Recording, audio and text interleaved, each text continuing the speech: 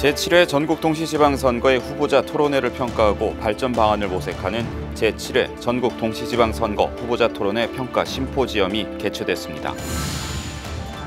더불어민주당의 당대표와 최고위원을 선출하는 선거가 중앙선관위 위탁관리로 실시됐습니다. 중앙선관위가 제7회 지방선거에서 시도 중심으로 실시된 홍보 등을 평가하는 워크숍을 마련했습니다. 더욱 지능화되고 조직화되고 있는 사이버 선거범죄 체계적인 대응을 위해 중앙선관위 사이버 선거범죄 대응센터가 경찰청이 마련한 국제 사이버 범죄 대응 심포지엄에 참가했습니다.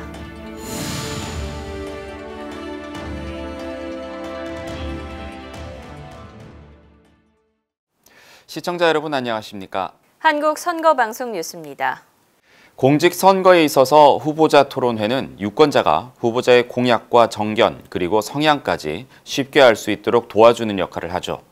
제7회 전국동시지방선거의 후보자 토론회에 문제점은 없었는지, 어떻게 하면 유권자들에게 더 좋은 정보를 제공할 수 있을지 함께 고민하는 자리가 마련됐습니다.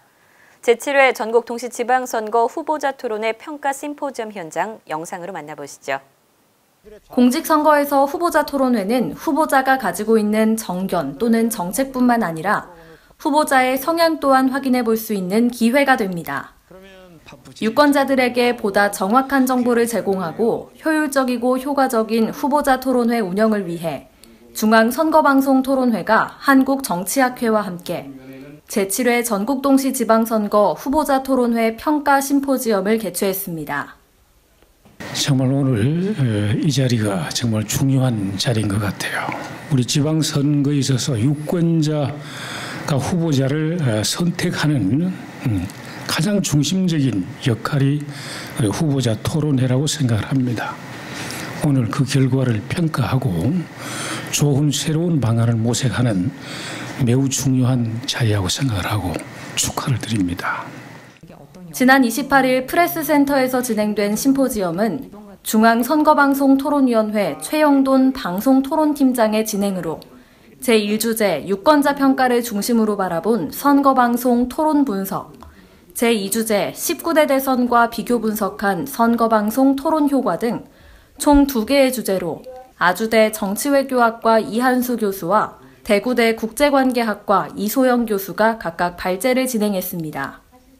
아주대학교 이한수 교수는 연구 결과 선거 환경과 같은 외재적 요인들이 유권자들의 평가에 영향을 미치는 까닭은 후보자들의 선거 전략이나 토론 양상 때문일 가능성이 높으며 후보자들의 토론에 임하는 자세나 태도가 선거방송 토론의 질을 높이기 위해 개선되어야 한다고 밝혔으며 대구대 이소영 교수는 지난 19대 대선 후보자 토론회와 비교하였을 때 지방선거의 환경적 특성에 따라 후보자에 대한 정보를 얻기 어렵기 때문에 후보자 토론회의 중요성과 필요성이 강조된다고 발표했습니다. 한편 이번 심포지엄에 참석한 전문가들은 점차 후보자 토론회의 역할이 증대하고 국민들의 기대감도 높아지고 있다며 후보자 토론회의 다각적 발전을 위해 이런 심포지엄의 지속적 개최가 필요하다며 의견을 함께했습니다. 우리나라의 여당이죠. 더불어민주당의 당대표와 최고위원을 선출하는 선거가 실시됐습니다. 공정성과 투명성이 요구되었던 이번 경선의 위탁관리를 중앙선거관리위원회가 맡았습니다. 중앙선관위의 터치스크린 투개표 시스템 지원을 통해 실시된 더불어민주당 경선 소식 리포트로 확인하시죠. 지난 25일 서울올림픽 체조경기장, 중앙선관위 직원들이 넓은 경기장을 오가며 시스템을 점검하는 등 투표 준비에 분주합니다. 더불어민주당의 새로운 대표와 최고위원을 선출하는 전국 대의원 대회 현장입니다.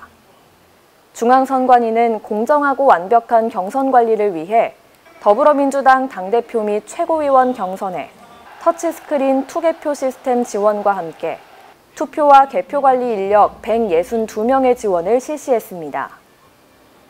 당대표 1명과 최고위원 5명을 선출하기 위한 이번 전국 대의원 대회에 앞서 지난 20일부터 22일까지 재외국민 이메일 투표 및 권리당원의 ARS 투표가 실시되었으며 23일과 24일에는 국민과 일반 당원의 여론조사가 진행됐습니다.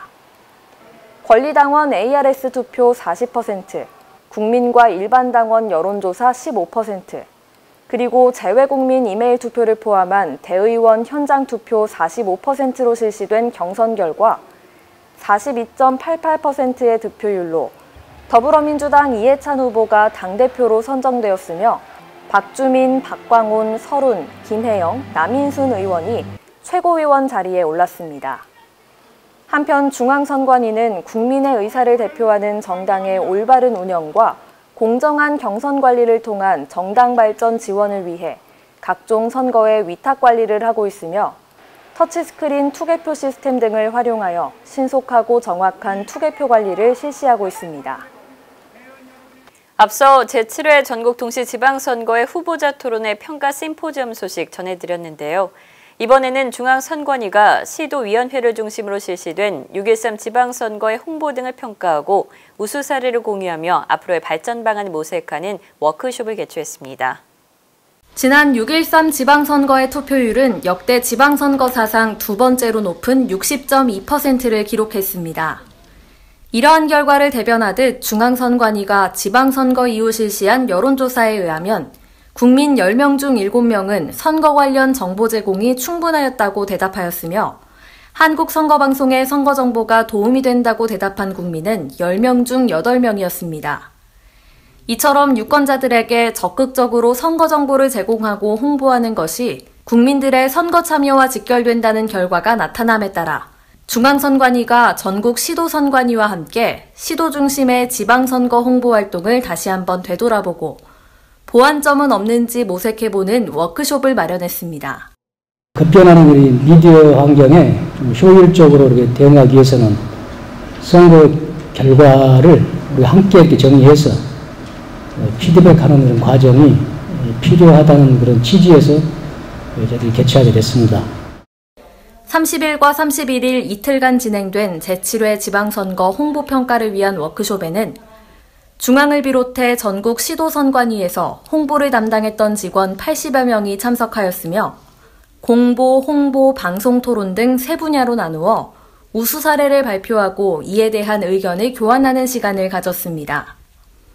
이와 함께 워크숍 둘째 날에는 한국선거방송의 발전 방안을 공유하는 시간이 마련되어 개국 2년차를 맞은 한국선거방송의 역할을 확장하기 위한 적극적인 논의가 진행되었습니다. 중앙선관위는 시도위원회 중심의 지방선거 홍보 우수 사례를 공유함으로써 위원회의 공보 및 홍보 역량을 강화하고 효과적인 미디어 대응 및 활용 방안을 모색하기 위해 워크숍을 개최했다며 앞으로 더욱 효과적인 홍보 활동을 펼칠 수 있도록 노력하겠다고 전했습니다.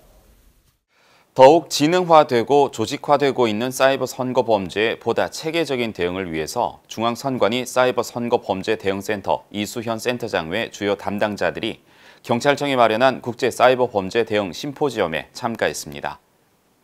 협력을 통한 안전한 사이버 공간 마련을 주제로 지난 29일 개최된 이번 2018 국제 사이버 범죄 대응 심포지엄은 미국과 일본, 독일, 네덜란드 등 각국 법집행기관과 인터폴, MS, 애플 등 글로벌 IT 기업 소속 사이버 전문가들이 최근 사이버 위협 트렌드와 각국의 대응 전략, 사이버 범죄 수사 및 디지털 포렌식 기법, 국제 공조와 국제 역량 개발 등에 대한 주제 발표 등으로 진행됐습니다. 경찰청은 2000년부터 매년 사이버 치안을 위해 국제 심포지엄을 개최하고 있으며 중앙선관위 사이버 선거 범죄 대응센터는 경찰청과의 긴밀한 협조를 통해 진화하는 사이버 선거 범죄에 적극 대응할 예정이라고 전했습니다. 중앙선관위 행정국제과 이웅용 행정사무관을 비롯한 중앙선관위 국제교류 전문 담당자들이 스리랑카에서 개최된 제4차 아시아 지역 선거 관계자 회의, 이른바 AESF에 참석했습니다. 스리랑카 선거위원회와 자유로운 선거를 위한 아시아 네트워크가 공동 개최한 이번 선거 관계자 회의는 선거 완전성 향상과 함께하는 민주주의 촉진과 보호를 주제로 스리랑카 콜롬보에서 열렸습니다. 중앙선관위 참석단은 27일과 28일 양일간 아시아의 민주주의와 선거 발전 방향에 대한 세미나에 참석했고 이후 29일에는 스리랑카 선거위원회를 방문해 스리랑카 민주정치 현안과 양국 선거기관의 교류 방안에 대해 논의했습니다. 1997년 설립된 자유로운 선거를 위한 아시아 네트워크는 16개국 26개 기관과 단체를 회원으로 하는 비영리기구로 아시아의 자유롭고 공정한 선거 정착을 위한 활동을 전개하고 있습니다. 무안군 선거관리위원회가 목포대학교의 제8대 총장 임용 후보자 재선거를 위탁관리 지원했습니다.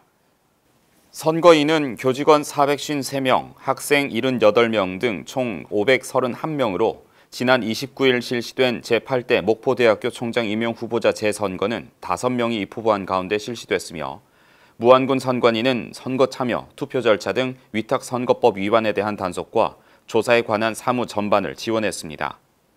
한편 중앙선관위를 비롯한 각 시도선관위에서는 공정성을 요하는 선거에 있어서 적극적인 선거 위탁 관리를 시행하고 있습니다. 올바른 법규 해석과 법제 원리에 대한 이해를 높이고 관련 법문에 대한 이해 증진을 도모하고 해석 역량을 강화하기 위한 실무배심원단 워크숍이 지난 28일과 29일 양일간 충남 보령에서 개최됐습니다. 실무배심원단의 법규 운용 전문성을 향상시키고 상호 간 네트워크 형성을 통해 법규 운용 공론회장을 마련하기 위해 중앙선관위 법제국장 및 법제국 직원 36명과 실무배심원단 39명이 참석했으며 이번 워크숍에는 법제에 적용되는 헌법 원리, 민법 총칙의 주요 개념 이해를 비롯해 보고서 등의 효과적인 글쓰기 기법 등의 프로그램이 마련됐습니다. 이날 워크숍에 대해 중앙선관위는 헌법기관으로서의 역할에 대한 국민들의 기대에 부응하기 위해 내부 직원들을 대상으로 적극적인 법률 교육을 실시하는 한편 법제 실무 강화를 위해 노력할 방침이라고 전했습니다. 이어서 간추린 뉴스를 전해드립니다.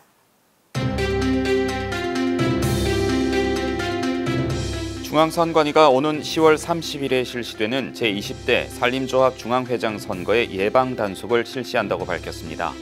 중앙선관위는 선거 종료 시까지 중앙위원회 총괄 운영반을, 서울시위원회 상주 전담반을 운영하고 총 2단계에 거쳐 선거 전반에 걸친 예방 단속을 실시할 계획입니다. 또한 후보자 전담반과 선거인 전담반을 각 근무지와 주소지 관할위원회에 설치해 공정하고 투명한 선거 운영을 위한 예방 단속을 전개할 예정입니다. 2019년에 실시되는 전국 동시 조합장 선거 등 각종 선거에 대비해 불공정 보도를 사전에 차단하고 주요 인터넷 언론사의 운영 실태 파악 및 공정 선거 보도 안내를 위해 인터넷 선거보도 심의위원회가 제7회 지방선거 위반 언론사를 대상으로 공정 선거보도 순회 안내를 실시합니다. 안내 대상 인터넷 언론사는 제7회 지방선거 당시 2회 또는 경고 이상을 위반한 언론사 40개사며 언론사를 직접 방문해 발행인 또는 편집부장 등 관계자를 직접 대면, 공정보도를 당부하는 방식으로 안내를 진행할 예정입니다. 중앙선거관리위원회의 적극적인 온라인 투표 지원이 이어지고 있습니다. 바른미래당 당대표 등 전 당원 투표 외 45건의 온라인 투표 지원이 진행됐으며 이에 따른 선거인은 총 36만 7,921명입니다. 지난달 29일 캄보디아에서는 하원 의원 125명을 선출하는 총선거가 실시됐습니다. 선거가 끝난 지 한 달이 지났지만 아직까지 캄보디아 총선을 향한 국제사회 비난이 계속되고 있습니다. 네, 민주주의를 우롱한 선거, 민주주의의 붕괴라는 국제적 비난을 받고 있는 캄보디아의 총선. 어찌된 일인지 한보선 아나운서가 전해드립니다. 지난 7월 29일 캄보디아에서는 총선이 실시됐는데요.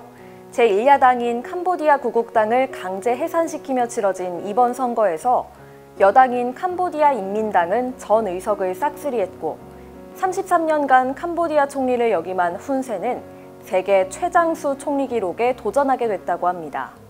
가장 자유롭고 공정하게 치러져야 하는 선거에서 왜 이런 결과가 나왔을까요? 오늘 선거 토픽에서는 선거 권위주의 체제를 완성한 캄보디아 총선에 대해 알아보겠습니다.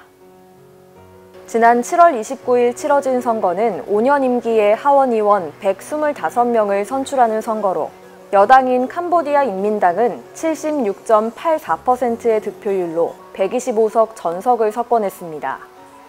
이번 선거에 대해 훈센 총리는 페이스북에 동지들은 민주적인 길을 택했고 그들의 권리를 행사했다고 썼는데요.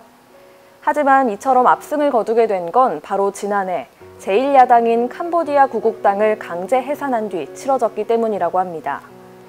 캄보디아 대법원은 지난해 11월 캄보디아 구국당을 미국과 결탁해 정부 접목을 도모했다는 혐의를 적용해 강제 해산시켰는데요. 배후에는 훈센 총리와 여당인 캄보디아 인민당이 있었습니다. 훈센 총리는 캄보디아 구국당 해산에 대해 정부를 전복하려 한 반역자들을 제거하는 법적 조치를 했다며 우리가 철의 주먹으로 이들을 제거하지 않았다면 캄보디아는 전쟁의 소용돌이로 빠졌을 것이라고 주장했습니다. 그뿐만 아니라 훈센 총리는 지난 33년간 정권 유지에 걸림돌이 되는 비판적 언론과 반정부 인사, 정적들을 억압하고 통제해 왔는데요. 훈센 총리는 정부의 비판적인 언론에 감당할 수 없을 정도의 세금을 매겨 폐간되도록 유도하고 총선을 하루 앞둔 7월 28일에는 17개 독립 온라인 언론 등의 접속도 차단시켰습니다. 캄보디아 구국당 잔존 세력과 인권단체, 시민단체, 언론 등 훈센 반대파는 캄보디아의 민주화를 외치며 깨끗한 손가락이란 이름으로 총선 투표를 보이콧하자는 캠페인을 펼치기도 했었는데요. 하지만 캄보디아 선거관리위원회는 이 같은 보이콧 캠페인을 범죄로 규정했습니다. 또한 총선 당일 일부 지역에서는 야권 지지자의 투표 참여를 막기도 했으며 국제선거감시단 구성에도 많은 문제가 있었는데요. 미국과 유럽연합, 일본, 캐나다, 호주는 선거 전부터 문제가 많다고 보고 감시단에 참가하지 않자 캄보디아 당국이 중국과 이란, 러시아를 중심으로 영국을 비롯한 세계 각지 개인 참가자 539명을 모았다고 합니다. 이번 선거 결과에 대해 캄보디아 구국당 소추아무 부대표는 인도네시아 자카르타에서 기자회견을 열어 2018년 7월 29일은 캄보디아 민주주의의 죽음, 그리고 역사의 어두운 날로 기록될 것이라고 말하며 정부와 집권 인민당을 비난했습니다. 국제사회에서는 캄보디아의 민주주의가 크게 후퇴했다면서 사실상 일당 독재라는 비판이 일고 있는데요. 미국은 총선이 자유롭지도 공정하지도 않았다고 했으며 유럽연합은 선거의 신뢰성이 결여됐다고 말했습니다. 캄보디아는 내전 종식과 함께 1993년부터 총선거를 치르며 민주주의 제도가 도입되었지만 민주화는 되지 않았는데요. 인민당 정부의 장기 집권으로 민주주의보다는 오히려 선거 권위주의 성격이 강화됐다는 평가를 받고 있습니다. 캄보디아 민주주의가 복원되려면 캄보디아의 주권자들이 적극적으로 요구하고 나설 때에만 시작될 수 있을 것입니다. 선거 역사와 민주주의의 발자취를 따라가 보는 역사 속 그날입니다. 8월 마지막 주 역사 속 그날로 이명원 아나운서와 함께 떠나보시죠. 요즘은 인터넷으로도 많은 정보를 얻지만 예전의 신문은 정보 공유와 소통의 유일한 장이었는데요. 특히 100여 년 전 일본을 비롯한 외세의 압박 속에 발간된 신문은 언론으로서 투철한 사명의식을 갖고 국권 회복과 의식 계몽을 목적으로 하는 신문이 대부분이었습니다. 그 중에서도 황성신문은 지식층 계몽을 위해 국한문 혼용으로 발간됐는데요. 황성신문이 발간됐던 역사 속 그날, 1898년 9월 5일로 함께 가보시죠. 고종이 국호를 조선에서 대한제국으로 바꾸고 독립국가로 출발을 선언한 지 불과 몇 개월이 되지 않은 1898년, 그 무렵 일본은 청일전쟁에서 승리하는 등 기세가 등등했고 러시아의 입김 또한 거셌습니다. 이에 국권 회복과 국민을 계몽하고 항쟁의 정신을 기르기 위해 1898년 9월 5일 창간하게 된 것이 바로 황성신문입니다. 남궁옥, 나수연 등이 대한황성신문의 판권을 인수해 창간한 황성신문은 최초의 근대신문으로 창간된 한성순부가 열흘에 한 번 발간되는 것에 부족함을 느껴 일간신문을 간행하게 된 것인데요. 황성신문은 오늘날의 합자회사와 같은 고금제를 신문사상 최초로 채택한 민간 자본신문이었으며 한글은 한자에 토를 다는 정도로 한문 위주의 문장으로 제작되어 전통 교육을 받은 지식인들에게 환영받았습니다. 신문의 지면 구성은 3단으로 논설, 관보, 외보, 별보, 잡보 등으로 기사 내용이 다양화되었고 광고란이 등장했습니다. 지면 크기는 초기에는 가로 23cm, 세로 31cm의 소형이었으나 1899년 11월 13일부터는 지면을 조금 키우고 4단으로 했으며 사면을 발행했습니다. 1900년 1월 5일부터는 영국 로이터 통신사와 계약을 체결하고 외국 뉴스를 게재하기 시작했습니다. 황성신문은 일본의 침탈 야욕을 폭로하고 베일 애국 사상 고취에 앞장서는 내용을 실었는데요. 특히 1905년 을사늑약이 체결되자 을사늑약의 부당성과 이를 적극적으로 막지 못한 대신들을 강력 비판한 장지연의 논설, 실야방성 대곡을 게재했습니다. 이때 황성신문은 사정 검열을 받지 않고 신문을 발행했으며 평상시 3,000부를 찍던 발행 부수도 1만 부로 늘렸습니다. 실야방성 대곡 게재로 인해 황성신문은 3개월간 정간됐으며 장지연은 90여일간 투옥됐습니다. 이후 1910년 8월 29일 일본의 국권 침탈로 신문 제호가 한성신문으로 강제로 바뀐 채 9월 14일까지 발행되다가 폐간됐습니다. 지난 4월 신문의 날을 맞아 권진규 미술관이 소장하고 있는 황성신문 원본이 공개되기도 했는데요. 황성신문은 비록 일본의 국권 침탈로 인해 폐간되었지만 당시 시대적 상황을 반영하며 혼란스러운 시기에 국민들에게 민족의 자존심을 지키고 독립정신을 일깨우는 데 큰 역할을 했습니다. 황성신문 창간 역사를 통해 언론이 가져야 할 역할과 의미에 대해 생각해봐야 할 것입니다. 현재 전 세계에 강력한 영향력을 미치는 미국이 영국의 지배를 받았다는 사실 아시나요? 미국은 1776년 독립을 선언했지만 당시 세계 최강국이던 영국과의 지루하고도 힘든 싸움 끝에 1783년 9월 3일 파리 조약을 체결하며 독립을 국제적으로 승인받았는데요. 미국의 독립을 승인한 파리 조약 체결이 있었던 역사 속 그날 1783년 9월 3일로 함께 가보시죠. 미국은 유럽인들, 특히 영국에서 온 정착민들에 의해 개척된 나라인데요. 영국은 아메리카의 13개 주 식민지에 대해 적극 간섭하지 않고 본국과의 교역을 활성화하는 방향으로 이른바 유익한 방임 정책을 유지해왔습니다.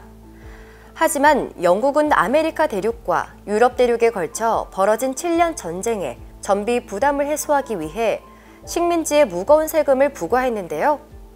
그 중에서도 가장 큰 반발을 초래한 것은 모든 설탕과 문서에 세금을 납부하게 한 것입니다. 미국의 강력한 반발로 영국은 결국 2가지 세금을 철회하겠다고 했지만 대신 종이, 유리, 차 등의 무거운 관세를 물게 했습니다. 이에 화가 난 보스턴 시민들은 신분을 감추기 위해 인디언 복장을 한 채 영국 배에 실린 홍차 상자를 모두 바다에 던져버렸는데요. 이후 영국이 식민지 탄압을 더욱 강화하자 영국 본국 정부로부터 독립을 바란 식민지인들은 1774년 9월 13개 주 대표들이 참석한 대륙회의를 개최했고 미국 초대 대통령으로 널리 알려져 있는 조지 워싱턴을 총사령관으로 임명했습니다. 1775년 영국군과 식민지인들의 무력 충돌이 일어나자 이를 시작으로 독립전쟁이 시작됐고 1776년 7월 4일 아메리카의 식민지인들은 독립선언서를 발표했습니다.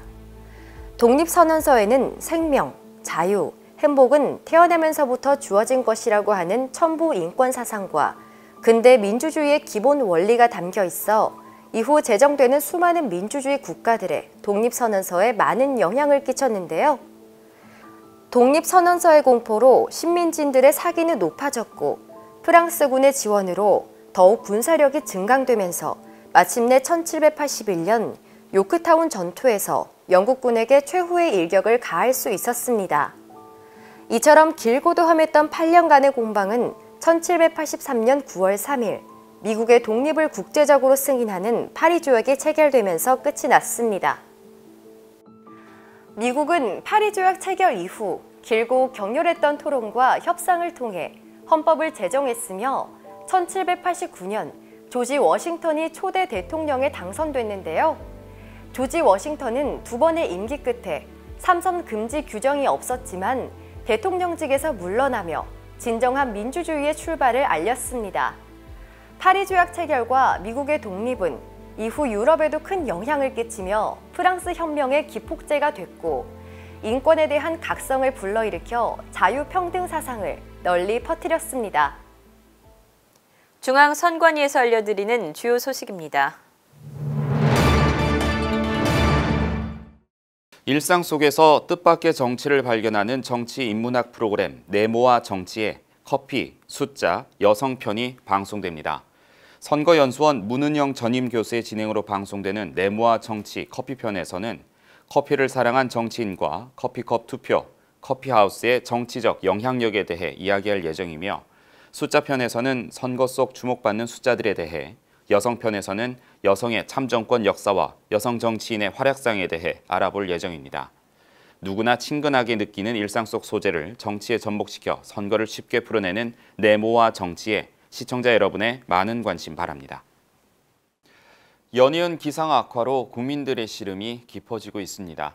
폭염과 함께 제주도와 남도를 휩쓸고 간 태풍 솔릭, 그리고 그 피해가 복구되기도 전에 수도권과 영서, 충청 지역에 기습적으로 내린 폭우까지 대한민국 곳곳이 피해로 많은 상처를 입었는데요. 네, 신속한 복구가 이뤄져서 피해를 입으신 많은 분들이 하루빨리 일상을 되찾으셨으면 좋겠습니다. 한국선거방송 뉴스는 여기까지입니다. 시청해주신 여러분 고맙습니다.